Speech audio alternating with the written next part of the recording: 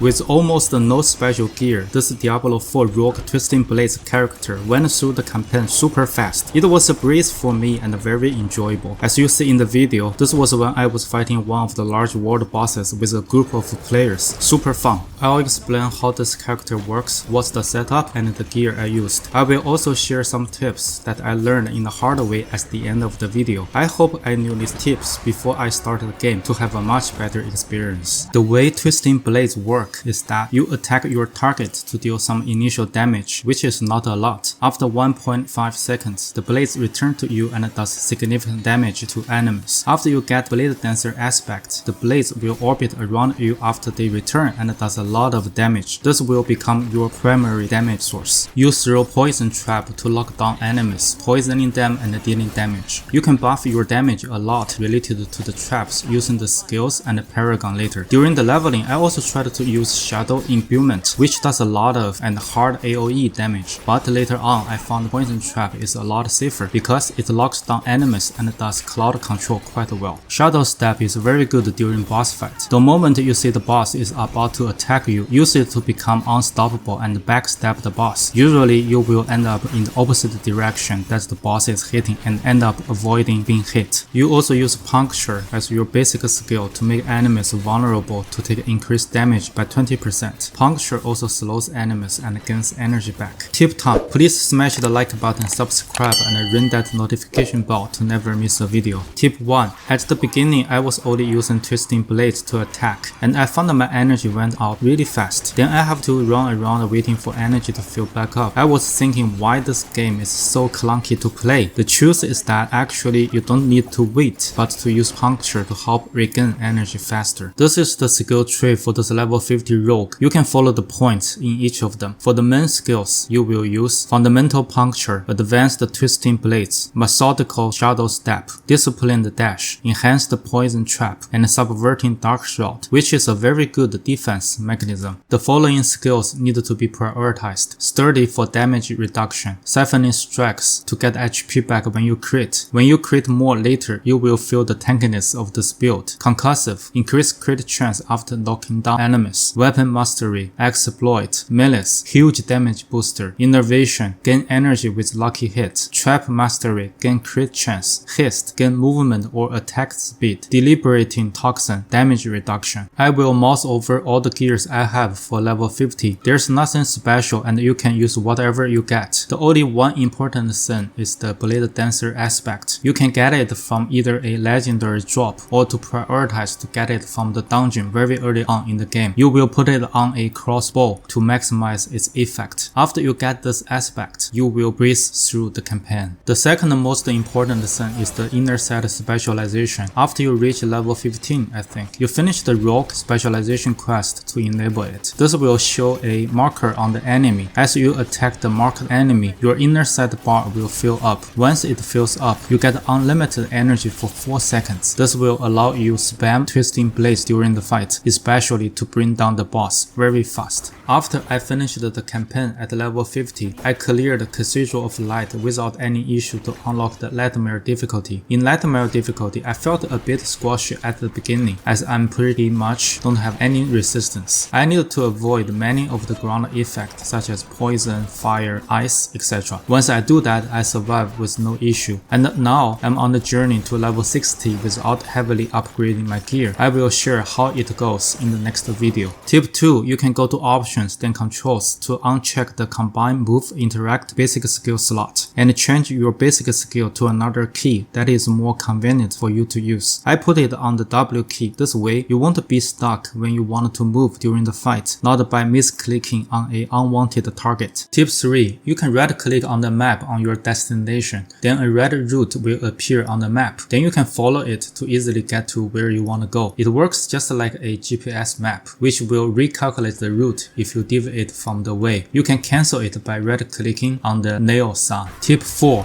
Don't worry about getting your mount or horse if you just started the game. When you reach to Act 4, you will get it in no time. Tip 5. D4 is an open world, so you don't need to worry about where you can go on the map. The level of the enemies will adjust to your level. It also means that you can finish the acts, not in the sequence. For example, I completed Act 3 before Act 2, so feel free to explore and not afraid of missing anything. This is what we got from the earlier fight with the world boss. I think I got one unique amulet, one legendary crossbow, and one legendary sword, which is not that good for my build. Let me replay some of the world boss fight earlier and show you how this build fights. If you are still there, please smash the like button, subscribe, and ring that notification bell to never miss a video. Hope you enjoyed so far, and see you in the next one.